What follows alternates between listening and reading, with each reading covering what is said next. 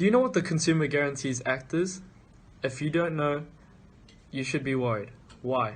Well, for starters, if you are even a business considerably small to medium-sized, the CGA applies to you. The Consumer Guarantees Act, also known as the CGA, is of the utmost importance for businesses to comply with. Who do we owe this responsibility to? Consumers. Consumers can be any person who purchases goods or services for use. This could range from suppliers to store customers. The CGA provides certain guarantees to consumers that purchase goods or services from businesses. What guarantees are given to consumers? Well, there are many guarantees given to consumers that suppliers and services must comply with because of the Consumers Guarantee Act. However, I'm only going to focus on the main guarantees that I believe have the most significant effect on businesses and their consumers. Guarantees as to title ensures that suppliers have the right to sell the goods and that the goods are free from any undisclosed security. Guarantee as to delivery. The supplier is responsible for delivering goods and making sure goods are received by the consumer at a time or within a period agreed. Guarantee as to acceptable quality. Acceptable quality means that goods are fit for the purposes for which goods of the type are commonly supplied, also including the appearance and finish. The goods must be free from minor defects, durable, and most importantly, they must be safe.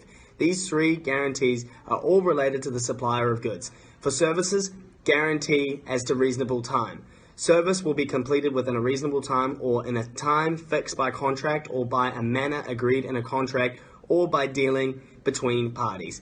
Guarantees provided to consumers dealing with the issues revolved around manufacturers would be the guarantees as to repairs and spare parts. This ensures the manufacturer will reasonably attempt to ensure repair and supply of parts are available for a reasonable time after the goods are first supplied in New Zealand.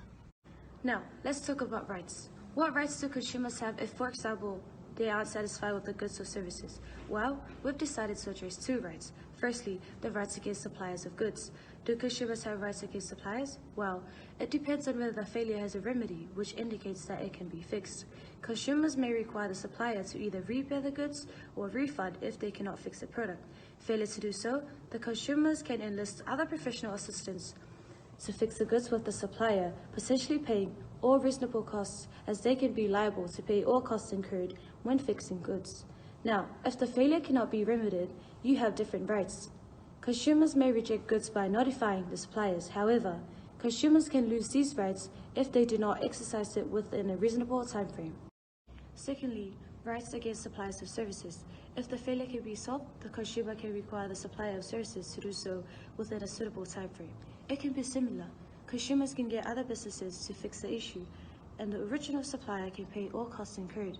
On the other hand, if it cannot be remedied or they are unfit for common purpose, the consumer may cancel the contract. This can be arranged by word of mouth or conduct the intention to cancel. It could be said then that any cancellations will not be taken in effect until the supplier is aware of the cancellation. Consumers may also obtain damages for any foreseeable loss resulting from the failure of goods. Given the many rights held by consumers under the CGA, you might be inclined to try to avoid these duties by contracting out of the Act. This is possible only in restricted circumstances where the following criteria are met. All parties to the exchange must be in trade. In other words, it must be a business-to-business transaction. There must be an agreement in writing by which all parties agree to contract out, such that the buyer of the good or service waives their rights under the Act. And it must be fair and reasonable for all parties to be bound by that agreement. If any of these are not met, as is true of regular consumer transactions, attempting to contract out is an offence under the Fair Trading Act, and you could be liable for a fine of up to $200,000 for an individual or $600,000 for a corporation. What does all of this mean to you, the business owner? When selling to consumers, your goods and services must meet the standards set out in the CGA.